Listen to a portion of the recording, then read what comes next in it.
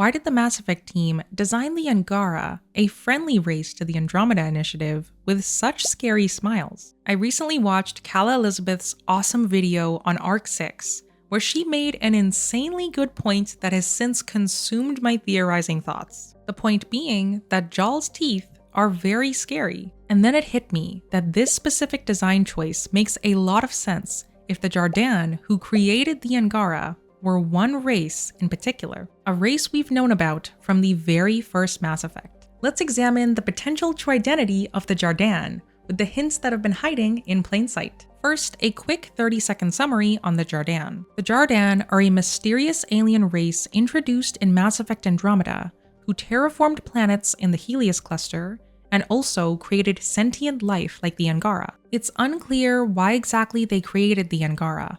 All we know is that they did create them with an unknown purpose in mind. The Jardaan also developed highly advanced technology called remnant tech, or remtech for short, which requires a person with both an organic mind and artificial intelligence to operate. Ryder's integration with Sam allows them to operate the vaults in order to make planets habitable throughout the game. So if the Jardaan were the ones to create the Angara, then why would they intentionally give the Angara pretty scary smiles? My first thought was that it's probably because the Jardaan made the Angara in their own likeness. After watching Calla's video on the 6th arc, which as a side note I highly recommend listening to and you can find it in the description, I did some sleuthing online to find out if there were any threads that covered the Angaran teeth design choice. And while scrolling through all of these threads, I stumbled my way to a post that immediately stopped me in my sleuthing tracks, because in a roundabout way, it answered my question on why Jaal's smile comes across as less than friendly. The post being this one, a statue of an ancient Angaran artifact found on Aya. And the reason I stopped in my sleuthing tracks was because the original poster captioned this with, Protheans in Andromeda? My mind was completely blown, because Protheans being in Andromeda was a theory I had previously discussed on the channel, which we'll get to in a little bit. First, we have to talk about this Prothean-looking statue, because it's the first hint hidden in plain sight that might reveal the Jardaan's true identities. You can find this ancient Angaran artifact after completing a mission given by Avella, the curator of Aya's repository of history. And for some reason, even though we recover this statue from the Helios cluster, it resembles a Prothean. The top of the statue's head doesn't mimic the traditional male Angaran head. It matches a Prothean's head structure like Javik's more closely. Obviously, there are many more differences than similarities, like no double pair of eyes, a different nose and neck structure, among other things. But after seeing this random Prothean-looking statue on Aya for myself, it sparked a memory from when I was playing Mass Effect 3. Which leads me to the answer for why Angaran teeth are so scary,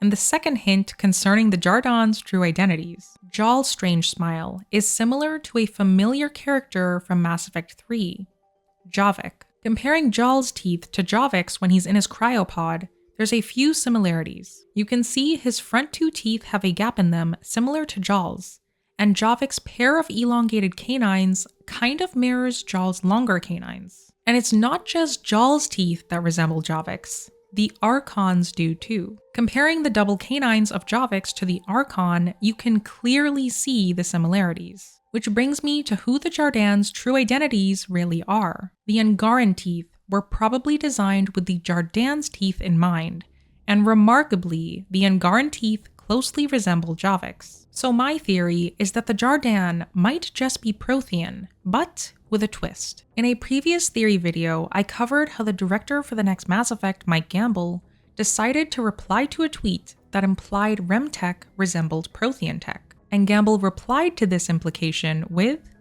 or maybe it's ...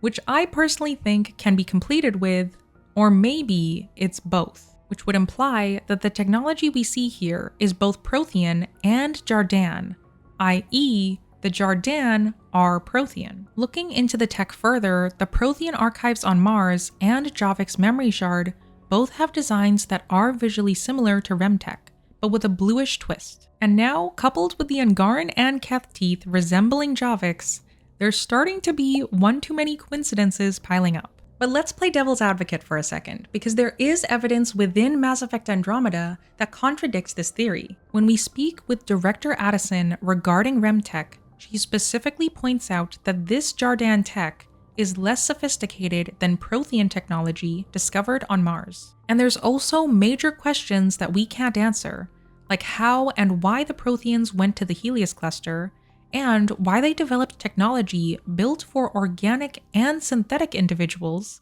when the Protheans are only organic beings. These unanswerable questions that contradict the visual evidence from before is quite frankly a conundrum that I don't fully know the answer to. However, the only explanation that I can currently think of is that the Jardaan are Prothean, but with a twist.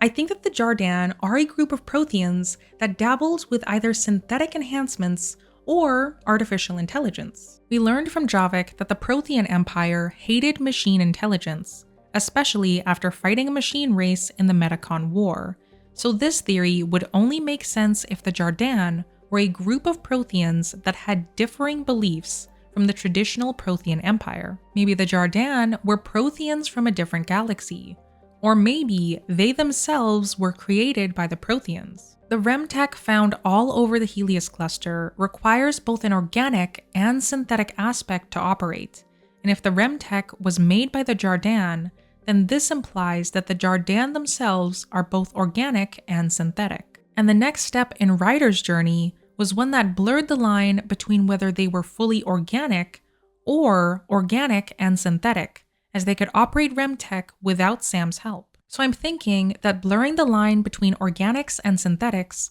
was a plot thread the Mass Effect team wanted to explore further, maybe through the Prothean race undergoing a similar synthetic shift as Ryder and becoming the Jardaan. So since the Jardaan have clear similarities to the Protheans but clear differences too, the conclusion I've reached for now is that the Jardaan are a group of Protheans with either a synthetic or AI twist, who defected from the Prothean Empire. A few community members have commented that the Jardaan could be a different race from the Prothean Empire, like the Za'til, but I think the physiological similarities with the statue's head and the Angaran teeth debunk that to some extent. Obviously though, I can't say for certain what or who the Jardaan are, because we don't have enough information yet. But with Gamble's tweet implying the Prothean and Jardaan tech are connected, the statue of an Angaran ancestor somewhat resembling a Prothean, and the choice to make Angaran and Ket teeth very much like the Protheans,